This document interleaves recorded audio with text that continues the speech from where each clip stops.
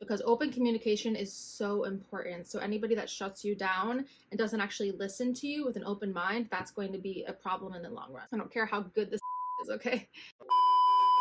Welcome back to my channel. My name is Sonya Maya. I'm a clinical psychology doctorate student, and I love to make videos that are real life applications to psychology, relationships, and sex.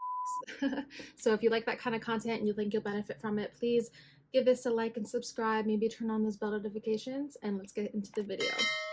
So these days, 50% of marriages end in divorce. Let's try to fix this as a society. So why are so many relationships suffering? There are so many reasons. There could be infidelity, people not communicating properly. And I've talked about it before, but I believe that people move too fast sometimes in relationships. In this video, I want to focus on what should be the grounds for leaving somebody. Like, are you considering leaving somebody in a relationship? And also, I want to cover the honeymoon phase, define it, and also discuss what to do when it ends. And when it ends, because it generally does after about 6 months, which I'll get into later, is it worth saving the relationship or not? So let's talk about characteristics that may make it worth it to actually fight for the relationship and stay, or to just leave and be on your own and, consider a relationship that would be more healthy for you. So when you're in a relationship and you're not sure if you should stay with this person, you want to really think about it logically and factually. How does this person actually make you feel? Do they make you feel good, high self-esteem, high energy?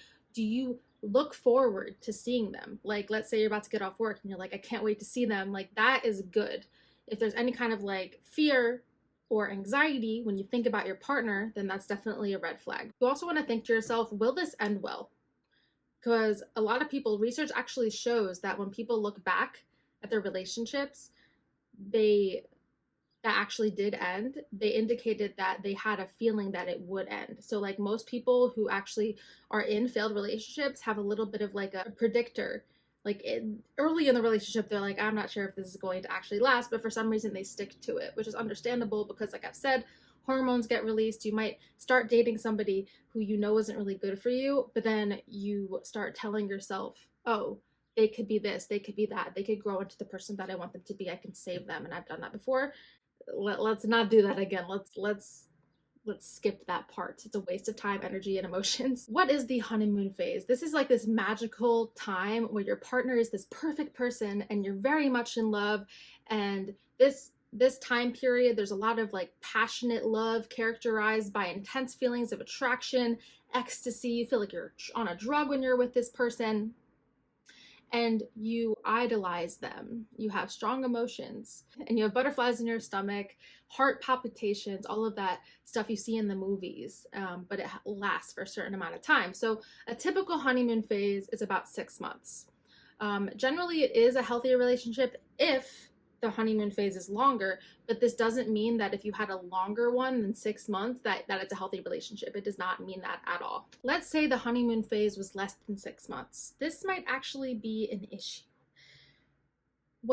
This is when issues start to come up. Maybe you start noticing bad habits of your partner that you don't really like, or maybe they seem like they might be cheating on you, or they might have the potential to cheat on you. You're having some kind of anxiety and bad emotions and bad feelings and gut feelings about this person. You want to really be honest with yourself, and you want to like turn into someone else in a way and think to yourself, like, did they bring out a bad part of me? Did they kind of like turn me into a person that I don't want to be? Let's say you never felt like jealous and insecure before, but then with this person, you're just constantly questioning, like, are they cheating on me? Did you distance yourself from friends? Did you stop spending time with your best friend as much because you were with this person? If you have some kind of issue with them and you bring it up to them, open communication, healthy, and they shut you down and they can't apologize or even hear what the problem is, that is definitely a big red flag, because open communication is so important. So anybody that shuts you down and doesn't actually listen to you with an open mind, that's going to be a problem in the long run. I don't care how good the sex is, okay? Do you think that it's possible for people to heal from really bad circumstances, like cheating, for example? And I'll talk about a video on cheating in a week, statistics of cheating, how to avoid being cheated on and what to look out for, like what psychological characteristics to look out for in a person if you don't want to be cheated on. But that's a topic for another video. Let's think of an example. Let's say somebody cheats and you feel like your relationship is suffering because of that, but they're very, very sorry. They apologize. And not only that, they take responsibility for what they did. They have a good explanation for why they cheated, and they have a plan to change their ways. This, I believe, in my opinion, that this doesn't mean it's a deal breaker, even though, like you might have said, you know, it's a deal breaker for me if someone cheats on me. There have been healthy relationships that have been healed from things like that. I do honestly believe that. And I've heard a lot of other psychologists agree. For example, Dr. Tammy Nelson. I went to this seminar back in 2020, like very beginning of 2020. And actually, it might have been in 2019. I don't know. What is time? I don't know. But it's really what inspired me to talk about hormones and sex and relationships. She's the one that taught me that women catch feelings for men more than men catch feelings for women during sex because of hormones, serotonin, oxytocin, vasopressin. Anyways, she has this like great talk on renewing monogamy. She believes that you can actually mend a relationship after something like cheating. And a lot of people don't agree with this. So I think it's a really interesting topic of conversation, and it's important for us to keep in mind. But when you're considering actually leaving somebody, think about the lowest parts of the relationship. When was it really bad? And how bad was it really? Like, be honest with yourself. And also, is it possible that you're settling for this person? Like, is it possible that you are putting your boundaries aside, you know, your expectations aside, because you're afraid to be alone? This is very, very common. A lot of people won't leave certain relationships because they're afraid to be alone. A lot of people won't leave individuals who've cheated on them again and again with no taking responsibility for their actions because they're just afraid of being alone because of society. Society makes it so hard for people to be single. It makes people feel like insecure, and it's terrible. And I'm single, and I feel like inconsistently insecure about it. Like, usually I'm pretty happy about it, but not always, you know. I'm sure a lot of other single people can relate.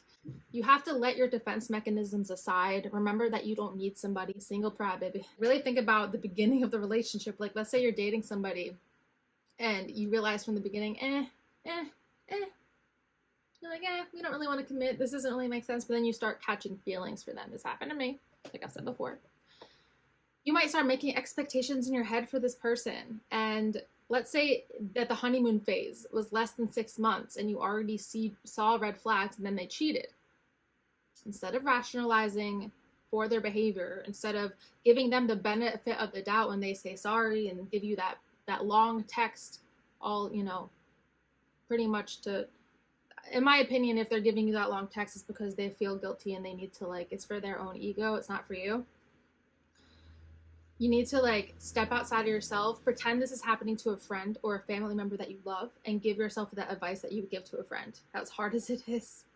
You want to really reassess, like, is this really what you want in a relationship? And I know it's hard, but when you really step back and look at the beginning and look at all the bad parts and all the red flags, you can even write them down. Like, before I ended my last situationship, I literally had a list of positives versus negatives of this person. And I was like laughing at myself a little bit because the negatives were so long compared to the positives. And I don't care if it's great sex, you got to move on if this person is just definitely not compatible for you and you deserve so much better. So think about that honeymoon phase. How long did it last? And everything else that I've reminded you of in this video. Maybe watch it again just to clarify. Maybe take some notes, like I took notes on, you know, positives and negatives. Comment below if you agree or disagree with anything in this video. I'm open to constructive criticism and a knowledgeable discussion. If you enjoyed, please do subscribe to my channel. Join the Mayathon. That's what we're calling it, because Sonya Maya. And I'm continuing week by week, improving, just like you do when you train for a marathon. So I think it's a perfect pun. Super punny. I love puns. I don't know about you. And I hope to see you again soon.